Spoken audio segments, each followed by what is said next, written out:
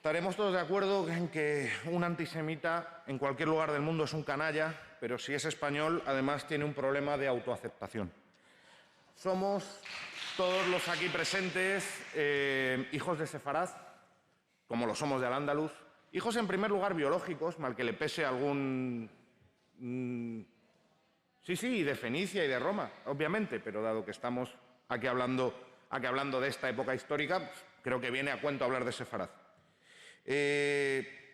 Lo somos biológicamente, como digo, mal que le pese algún adalid de las purezas raciales, y lo somos sobre todo culturalmente. El pueblo judío ha construido lo que somos, y todas las influencias que hemos tenido algunos durante nuestra vida. Semita, en este sentido restringido, porque tan semita es el pueblo árabe como el pueblo judío, pero semita en el sentido restringido del pueblo judío, son gente que nos ha enseñado a pensar como Baruch de Spinoza, gente que nos ha contado que era muy difícil que un rico entrara en el reino de los cielos como Joshua Bar Yosef, gente que nos ha explicado los secretos de nuestra mente como Sigmund Freud, gente que nos ha dicho que si no se puede bailar no es mi revolución como Emma Goldman, gente como Albert Einstein, que nos descubrió los secretos del universo y escribió una obrita que les recomiendo a todas sus señorías que se llamaba ¿Por qué socialismo? Gente como Judith Butler, que nos ha enseñado a subvertir nuestras identidades más profundas, como Bob Dylan, que nos dice que los tiempos están cambiando, o como Karl Hirschel Marx, señor de Vox, que era judío y cuyo segundo nombre era Hirschel, que nos dijo que hasta ese momento los filósofos nos habíamos dedicado a interpretar el mundo y lo que había que hacer era cambiarlo. Nos ha marcado, por tanto, el pueblo judío y no en tercera persona, sino porque todos nosotros, como digo, somos hijos de Sefaraz. España tiene una deuda pendiente con nuestros hermanos sefardíes, como también la tenemos con nuestros hermanos andalusíes. La expulsión de 1492 es una mancha en nuestra historia que sirvió para enriquecer a la corona de Castilla y para empobrecer, fundamentalmente de Castilla, pero también de Aragón, para enriquecernos como pueblo. Menos mal que hubo solidaridad entre los pueblos y el sultán Mehmed II, el conquistador, que esto también está bien recordarlo, acogió a los sefardíes en su imperio. Pero, por desgracia, no se acaba la negra historia de discriminación contra el pueblo judío en España en el siglo XV. Mientras se perpetraba el Holocausto, que efectivamente daba a preguntar a mucha gente si a partir de ese momento se podía volver a hacer poesía o se podía volver a tener cualquier expresión artística. En España, los aliados de quienes estaban perpetrando el Holocausto se dedicaban a un hostigamiento, a una política antisemita y a una persecución por motivos étnicos y religiosos contra la población judía. Decía Carrero Blanco que el verdadero enemigo es el judaísmo. Queipo de Llano afirmaba que URSS, Unión de Repúblicas Socialistas Soviéticas, era un anagrama oculto para la Unión Rabínica de los Sabios de Sion. Se publicó el infame archivo judaico, que era un registro de las personas de origen judío, de las personas semitas en este sentido restringido. Se entregaron personas españolas de origen judío a las autoridades berlinesas, a las autoridades alemanas en aquel momento nazis, que todos sabemos, por desgracia, cómo acabaron. Vivimos la clausura de las sinagogas y vimos un hostigamiento permanente contra el régimen, por parte del régimen fascista a todos los españoles y españolas de origen judío.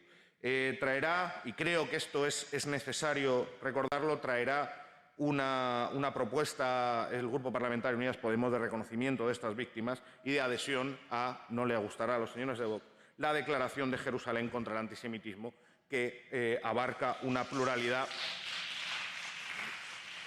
de planteamientos en contra de esta lacra. Tenemos en la Comunidad de Madrid ejemplos de homenajes a verdaderos antisemitas.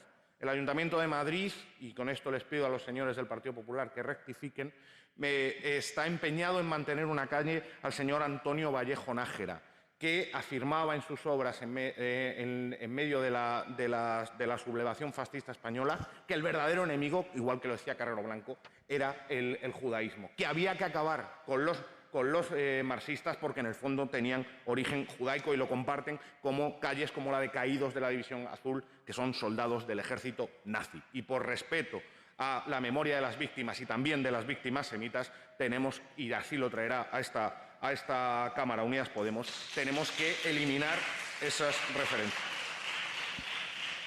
Por tanto, si esta propuesta tratara de antisemitismo, nosotros la apoyaríamos. Pero es que entendemos que no trata de esto. Dicen en su proposición de ley que no se puede confundir la política de un Estado con un pueblo. No podemos estar más de acuerdo. Pero, sin embargo, y por lo tanto, oponerse a las políticas del Estado de Israel y a las sucesivas medidas de los gobiernos israelíes no puede ser considerado antisemitismo.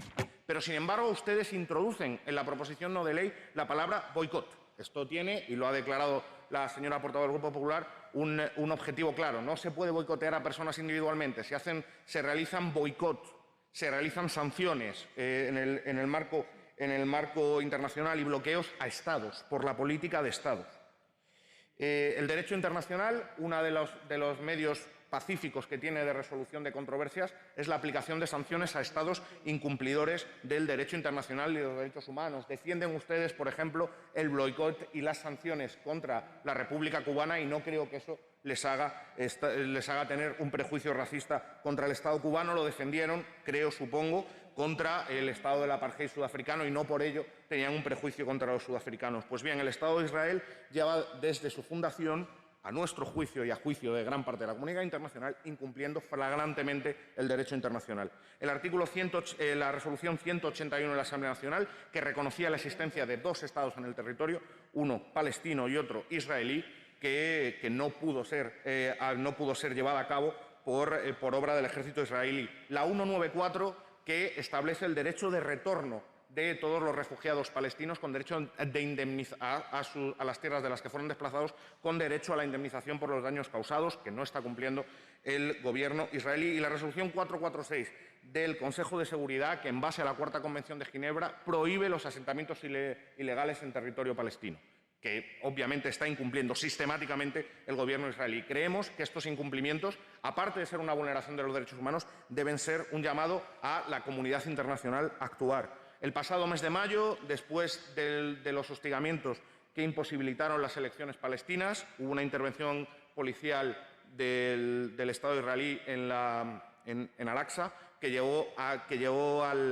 incluso los lugares sagrados del Islam, que llevó a que se produjeran 300 heridos. En los días siguientes, la confrontación violenta en la Franja de Gaza provocó decenas de muertos de la sociedad civil, gente inocente, incluso niños. Ayer mismo, la entidad Paz Ahora, que es una entidad fundada por veteranos del ejército israelí, denunció que se estaban realizando en este mismo momento nuevos asentamientos ilegales, incluso túneles, para acceder a territorio palestino por parte del Estado de Israel. Esto es una denuncia que realizan entidades como Human Rights Watch o la entidad B'Tselem, que también es una entidad israelí, semita en este sentido que estamos trasladando, que denuncia estas vulneraciones.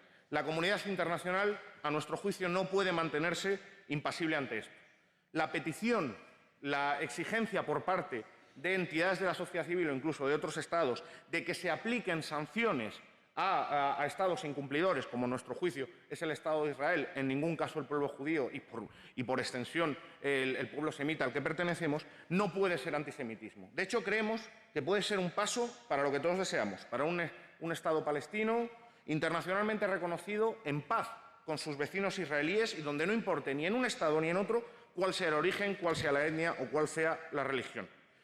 Y acabo, y por esto nos opondremos a esta proposición de ley, a la tramitación de esta proposición de ley. Termino con unas palabras también de una persona que en este sentido restringido también es semita, como todos los aquí presentes, que es Jorge Drexler, en su canción Milonga del moro judío.